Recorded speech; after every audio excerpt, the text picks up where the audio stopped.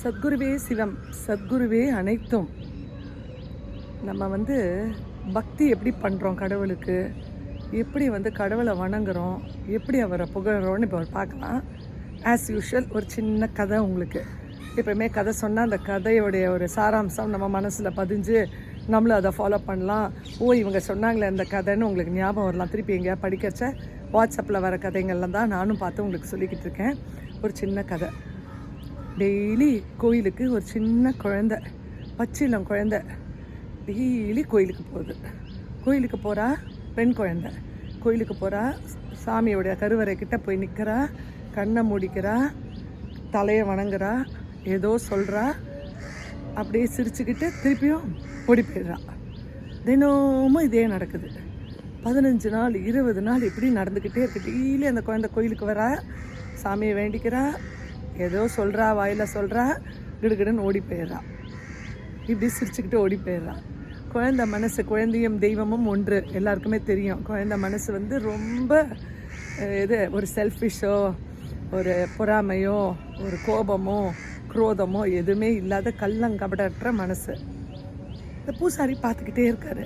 என்னடா இந்த குழந்தை டெய்லி வருது, நம்மளும் கவனிக்கிறோம், டெய்லி வருது.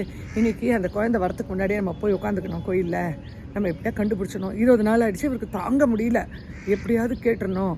கேட்டு அந்த குழந்தை என்ன தான் செய்யறது பார்க்கலான்ட்டு போய் நிற்கிறாரு. வருது குழந்தை, அழகாக பளிச்சுன்னு வருது குழந்தை, சாமிக்கிட்ட வருது, கையெடுத்து கும்பிடுது, கண்ணை முடிக்குது, அப்படி குனிஞ்சி வணங்கி பாயில் ஏதோ மனமனான்னு சொல்லுறது, அப்புறம் சிரிச்சுட்டு சாமிக்கு பாய் காமிச்சிட்டு ஓடுறது. ஓடும்போது அந்த பூசாரி பிடிச்ச குழந்தைய பிடிச்சி, பாப்பா இங்கே வா, தினமும் சாமியை வேண்டுற, என்ன வேண்டுற, நானும் உன்னை பார்க்குறேன், தினமும் வர, சாமியை கும்பிட்டு போகிற, அழகாக சாமியை வணங்குற, எல்லாம் பண்ணுற, உனக்கு எல்லா ஸ்லோகமும் தெரியுமா, என்ன பண்ணுவேன்னா ப்ரே பண்ணிட்டு போகிறேன்னு சொல்லுது குழந்தை. எல்லா ஸ்லோகமும் உனக்கு தெரியுமா, என்ன ஸ்லோகம் தெரியும் உனக்கு சொல்ல, நானும் பார்க்குறேன் அப்படின்றாரு அந்த பூசாரி. இந்த குழந்தை சொல்லுது, எனக்கு எந்த ஸ்லோகமும் தெரியாது, அதனால் எனக்கு A to Z தெரியும், ABCDEFGHன்னு சொல்லி ஜி வரைக்கும் சொல்லுவேன், 5 times சொல்லுவேன். சாமிக்கிட்ட சொல்லிவிட்டு இந்த ஆல்ஃபபெட்ஸில் என்னென்ன ஸ்லோகம் இருக்கோ நீயே சொல்லிக்கோ அப்படின்னு சொல்லிட்டு ஓடி போயிடுவேன். நான் பாய் சொல்லிவிட்டு ஓடி போயிடுவேன். என்ன ஒரு பக்தி பாருங்கள். இதுதான் அபரீதமான பக்தி.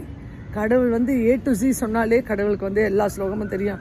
ஆமாங்க, இந்த ஸ்லோகம், இந்த யாகம் எல்லாமே ஒன்றும் வேலைக்கு ஆகாதுங்க கடவுள்கிட்ட. நம்ம மனசு, நம்மளோட உடல் ஆவி, ஃபுல் மனசு எல்லாத்தையும் சாமிக்கு சமர்ப்பித்தோம்னா நம்ம எல்லாம் நம்மளுக்கு செஞ்சு கொடுப்பாங்க. குரு பக்தி அதே மாதிரி குருவோட பக்தியும் இருக்கணும் ரொம்ப. குரு கிட்ட இது கேட்கணும், கேளுங்க, அதெல்லாம் கேட்கக்கூடாதுன்னெலாம் கிடையாது. ஆனால் எல்லாமே நம்மளுக்கு குரு கிட்ட சரண் அடைஞ்சிட்டோன்னு வைங்க, நம்மளோட பக்தியை அவர் எப்போ பாரு நம்ம அவரை சதா நினச்சிக்கிட்டே இருக்கணும். நீங்கள் ஏதாவது ஒரு நாமஸ்மரணை, யாராவது எந்த சாமியாவது ஒரு நாமஸ்மரணை பண்ணிக்கிட்டே இருக்கணும். நம்ம நிற்பதும் நடப்பதும் நின்னருளாளே, நினைப்பதும் கேட்பதும் நின்னருளாளே, எல்லாமே அவங்களால தான் நமக்கு நடக்குது. அதனால் நம்ம கடவுளோட நம்ம குழந்தைங்க, குருவோட குழந்தைங்க.